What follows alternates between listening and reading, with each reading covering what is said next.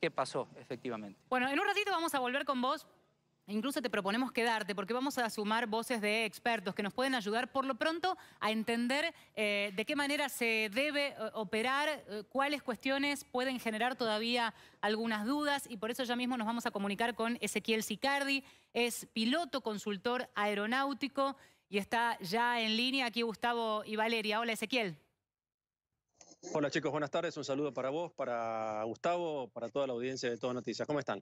Muy bien. Bueno, nos imaginamos que pendientes de cada detalle que se va conociendo, por lo menos los datos oficiales, muchas preguntas desde un lugar donde uno no conoce qué maniobras sí se pueden, cuáles se informan, si eventualmente uno se puede correr y en qué medida de ese plan de vuelo, digo, atendiendo lo que recién nos contaba nuestro cronista allí en el lugar, José Inesta. Bueno chicos, lo primero que tenemos que entender de un helicóptero es que el helicóptero, a diferencia de un avión, es mucho más versátil. El helicóptero te permite hacer infinidad de maniobras que obviamente con un avión vos no la podés hacer, como por ejemplo despegar y aterrizar de manera vertical. Claro. Si vos a eso le sumás que la tentación de un helicóptero es justamente hacer un vuelo visual como el que estaba haciendo en principio este señor, siempre vas a tener que tener una gran precaución, que es conocer la geografía y principalmente conocer los obstáculos que existen en esa geografía. El piloto que vuela helicóptero, cuando vuela de manera privada, como volaba este colega que tristemente fallece con Brito, la primera precaución que tiene que tener es conocer a la perfección a dónde va a estar volando. Te dejo ejemplos muy cortitos. En Brasil hay infinidad de helicópteros privados, pero miles de helicópteros en todo el país. San Pablo tiene una cantidad de helicópteros increíblemente grande y los pilotos que le vuelan a estos pequeños y medianos empresarios brasileros, lo primero que hacen cuando el dueño del helicóptero le dice, che, ¿no me llevas a una estancia de un amigo? Muchas veces los pilotos que tienen tiempo para hacerlo, hasta consiguen irse o en otra aeronave o en coche a recorrer la geografía donde luego van a aterrizar, ¿no? Porque el helicóptero te permite esto, ¿no? Te permite despegar y aterrizar en zonas que no son aeródromos. Te permiten volar bajo. Fíjate que, por ejemplo, en el Cañón del Colorado se realizan vuelos a baja altura constantemente adentro del cañón. Y son vuelos recreativos, son vuelos de turismo, pero los pilotos que están haciendo esas maniobras todos los días y a toda hora saben claramente que adentro de ese cañón no hay ningún... Ezequiel, por lo que vos decís, según tu mirada, quiero entender, vos apuntás a un error humano, o sea, descartás una falla técnica acá. Descarto una falla técnica por una foto en particular que nos demuestra claramente lo siguiente, Gustavo. Si vemos el fuselaje de la aeronave, en ese punto en particular lo que estás viendo ahí es la cola partida al medio. Partida literalmente como por una navaja. Y cuando ocurre eso, esa cola de ese helicóptero no está partida por el cable, sino que está partida por su propia hélice. Porque cuando vos, en principio, impactás contra un cable, vos a la aeronave la estás desbalanceando, por así decir. Claro. Y al desbalancearla, tengamos en cuenta lo siguiente, que el helicóptero es como un péndulo. El ala del helicóptero es su hélice que está girando, por eso le decimos que se llama ala rotativa. Y lo que está abajo del ala es simplemente un péndulo, que es donde está la cabina del helicóptero.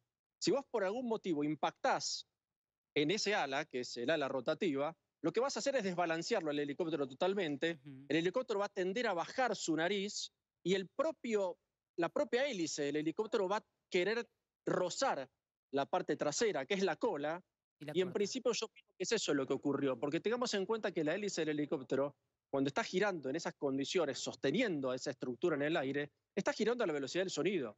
Entonces, el impacto que genera eso siempre va a ser catastrófico porque la hélice no está diseñada para impactar contra nada.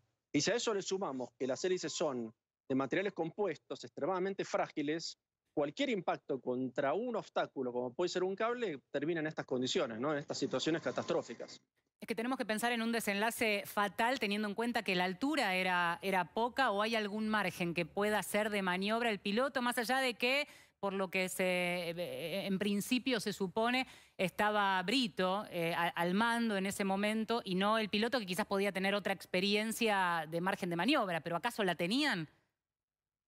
Es que, Valeria, en estas condiciones tu margen de maniobra es prácticamente nulo porque estás perdiendo total control de la aeronave y a eso le tenés que sumar que si efectivamente impactó contra un cable, vos lo que estás haciendo es rompiendo inercia. No quiero meterme en temas técnicos para nuestra audiencia, pero Cuando vos perdés la inercia de una pala de esa característica que está girando a la velocidad del sonido, el impacto es tan grande contra la propia cabina de pasajeros que prácticamente todos los que están adentro de esa cabina mueren prácticamente instantáneamente por algo que es más catastrófico que el impacto contra el terreno, que es el efecto látigo.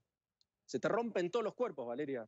Todos los huesos de tu cuerpo se te rompen en 1000 pedazos porque vos estás rompiendo una inercia de una hélice que está girando a la velocidad del sonido, contrarrestada contra la estructura de la aeronave, y a eso le tenés que sumar que si la hélice empieza a bajar porque impacta contra el cable, la propia hélice empieza a romper la estructura de la propia cabina del avión, ¿no? De la propia cabina del helicóptero. Entonces, estás rompiendo toda una inercia, toda una estructura diseñada para volar y mantenerse estable, generada por un obstáculo que en este caso es un cable de acero muy robusto, porque intentamos claramente, chicos, que una tirolesa no es un cablecito. No, es un cable muy duro. Son esos cables entrelazados, una trenza de cables que tiene que tener una resistencia mecánica muy grande para, en principio, sostener el peso de un ser humano cruzando de un lado a otro de un surco de un río, ¿no? Ezequiel, a ver, mezclo dos cosas que estamos tomando en cuenta ahora, ¿no? En base a lo que vos decís. Primero, la maniobrabilidad que tiene un helicóptero que te permite hacer muchísimas cosas.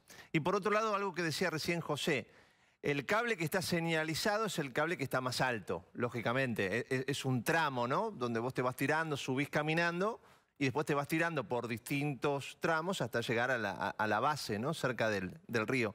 Digo, quizás, ¿no? Esta maniobrabilidad que tiene el helicóptero diga, a ver, pasamos por abajo del cable que está señalizado, ¿no? Quizás pasó, vaya uno a saber, la caja negra lo determinará, ¿no? Pero quizás al ver una señal intentaron pasar por abajo porque el helicóptero te permite eso sin darte cuenta que abajo hay un entramado de cables importante, ¿no?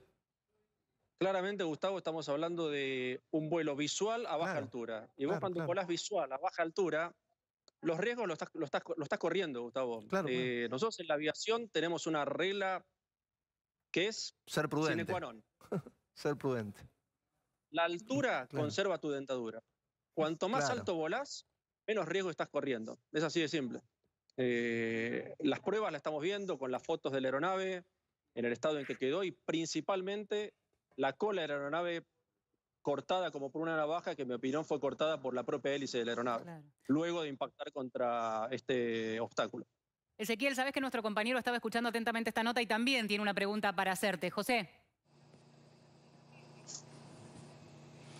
Ezequiel, yo quiero hacerte dos preguntas cortitas. No sé si son simples de responder, pero también me quedan la duda. Por ejemplo, vos sabés, un dron no puede volar más allá de los 120 metros de altura. Está prohibido. Bueno, vos sabrás mejor que yo esta situación. Y en el caso de los cables, por ejemplo, estos cables o cualquier cable, ¿a qué altura ya tiene que estar señalizado? Y si este modelo contaba con lo que se llaman cortacables. ¿Puede ser, Ezequiel?